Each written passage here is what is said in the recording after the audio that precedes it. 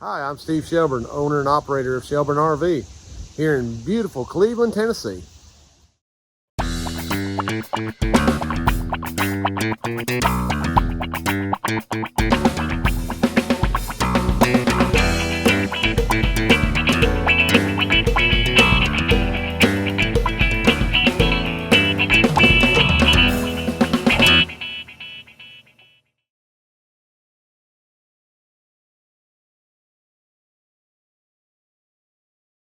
Well, we're back here on a Monday morning.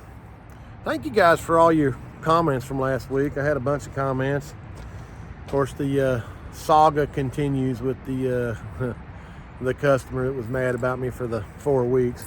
Evidently, his door has now got a problem. And again, guys, I don't make the groceries. That was a Lippert Components door. Now, I've called Lippert and they're going to replace the door, but now he's mad at me because I won't drive an hour and a half north to put the door in. You know, again, if you hadn't cussed my wife out, you hadn't cussed me out, maybe I'd help you. You know, this is the problem we run into. I'm the easiest guy in the world to get along with. But when you take it to that level, it's just what it is now.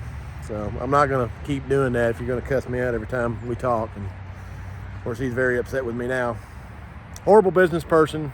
Don't stand behind your products, which I didn't make. You know, this is what we're dealing with. So anyways, but thank you for all the comments from last week. A little bit of a short week this week, being Thanksgiving week. The boys have got lots of projects. I've got several things in the works that we've got to get going on. Probably one of the major ones I have sitting up there waiting to be worked on is I've got an Aquahot in a Thor Class A motor coach that has got evidently the transfer fluid that's supposed to be circulating into the floor registers. It must have a broke line inside the unit somewhere, because the customer's getting transfer fluid in the kitchen sink water. Those two don't even intermingle. I mean, that's two separate systems. So we're going to dive into that and do a little bit of I think that's a Good Sam's. So we got to do some troubleshooting on that, obviously. And I've already called and found out that Good Sam's will cover that, but we do have to prove to them that that's what's going on. So we're going to be doing a little bit of diag on that here after a while. The boys have several things going on. So, but it is a short week. I hope everybody has a great Thanksgiving with your families. So we're going to get rolling here right now. Let's go. So I've got this little Vibe bumper pull camper that came in for water damage, and the customer wants to get it done under his insurance. Let me show you kind of what's going on here. So unfortunately, the customer has already tore into this, which I don't really want them to do that. I want to be able to look at it the way it is and try to show the insurance company. Now, he's saying he had water that came in here. Now, the only signs that we're seeing is right here. And this ain't, I mean, it's just stained. It's not even soft. Now, obviously, that's a problem. And that's a problem. But as you can see, doesn't look like there's been water on the floor. There's really no stainage. I mean, that's a little discoloration. But it's not anything that's just crazy like water, toilet, or the sink, or the shower. And then we're not really seeing any water coming back right here. Let me take you around outside and show you kind of what I found out here. So in our just initial inspection of this camper, what we found is this right here. All the sealants failed there. All the sealants failed here. And so water's been getting in through all these places. And then those spots you're seeing on the floor in there, more than likely are probably coming from these bolts because they're not sealed very good. I mean, it's just multiple places that we're finding that the sealant has just absolutely failed on this camper. We've talked about this in multiple videos.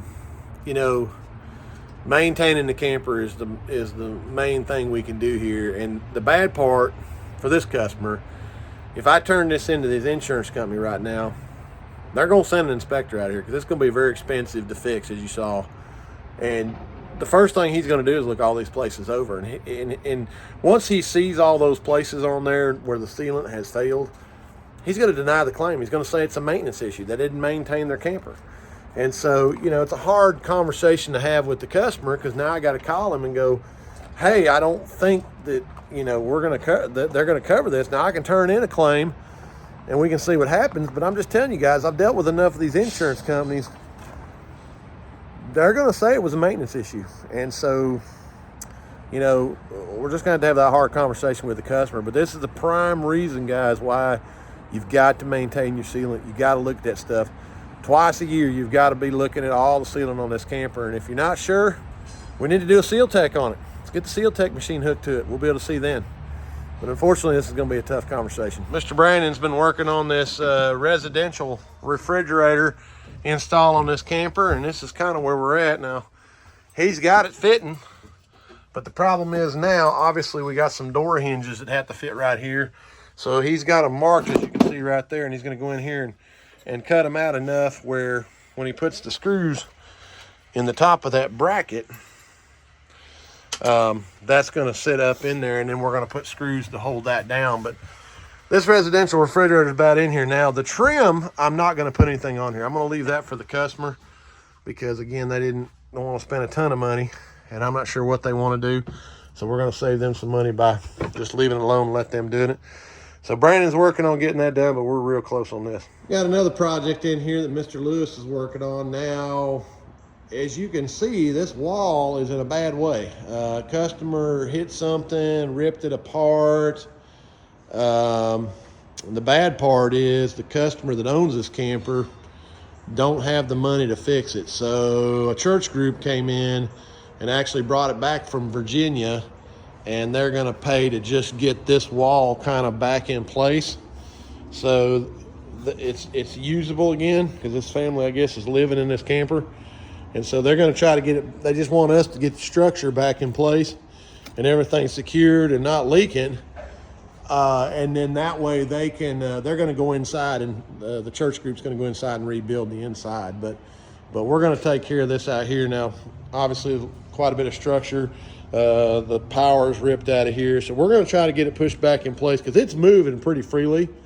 So we're going to get it pushed back in place, and then we're going to put a piece of white anodized aluminum all the way across the back to give a structure for that, get it all sealed up, because they don't want to spend a ton on this, but they're just trying to help these folks.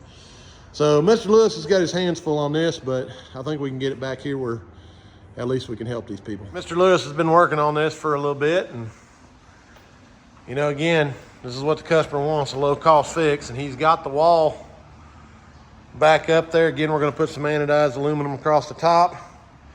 Now, there wasn't much to screw to on this, so we actually found where the floor line was at, and we're going to put that aluminum up across the top of there, which will hide all that and tie it all back in. But that's what we had to do to have some strength to pull that all back up in there. But it is what it is. This is what the customer wanted. Another one of the projects we're working on here in the shop is this Aquahot 400D. Now, the customer had stated that transfer fluid, which should be in here in this tank and circulating between zone 1, zone 2, and this is the return for the transfer fluid. He was saying he was seeing it in the transfer fluid in the shower and in some of the faucets and all that. Now, keep in mind that this, of course, this is your cold water in, this is your hot water out.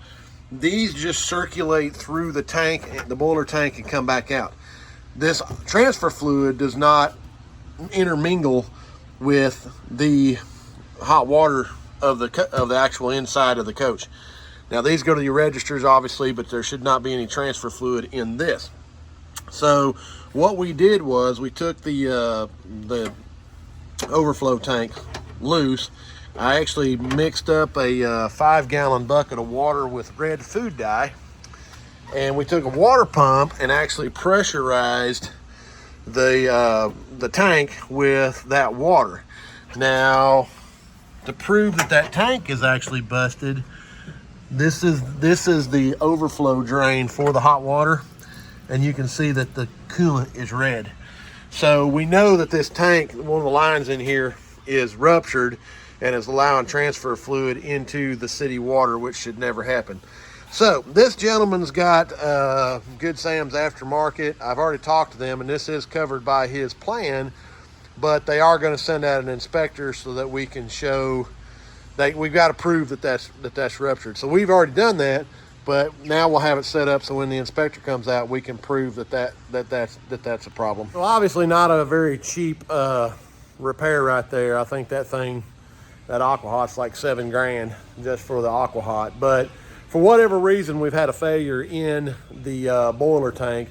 And so again, the transfer fluid and the city water should never intermingle. I mean, those pipes just go through and out.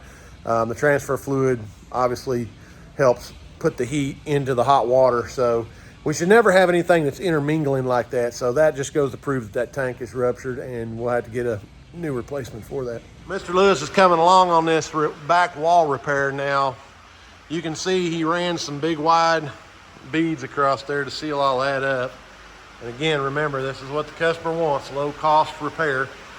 So he's got all this pretty much sealed back on here. And it looks good. I mean, it is what it is. But without pulling that whole wall out and rebuilding all this, this is what he wanted. So this one's getting real close to being ready. All right, so we've tore into this repair now to start building structure in this floor. Now, here's what's crazy. And we always have people that are asking us about vacuum bonded floors. In a house, everything's set on 16-inch centers.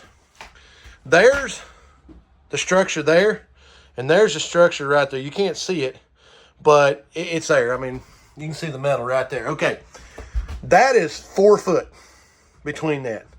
So if this ever gets a little wet, it's no wonder it sags. There's nothing in here to help this. Now, I don't know why they didn't put it underneath that structure there.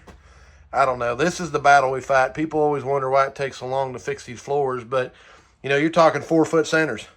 I mean, this ain't even legal in a house. So Lewis is going to go in here. You can see he's got them marked out. He's going to go in here and cut this all out and then start building some structure in here to tie all this floor in. I mean, unfortunately, this is what you got to do to fix this, but it just, again, we'd love to only come back to here, but yeah, 4 foot centers. Well, a little bit of a short week for us here. We're getting ready to finish up. Now, you can see all the Winnebagos. I got 3 down here and there's 2 more up there. That one there just showed up from south of Miami. So came all the way up here to have his basement air worked on and Invisishield removal. So leaving it with us till after the first of the year. We're going to get on that and get some other stuff done. But getting finished up here today. Like I said, a little bit of a short week. Hope everybody has a great Thanksgiving. I hope you have a good time with all your family. And, eat lots of turkey. Eat lots of leftovers. So we're going to get finished up here. Thanks for watching.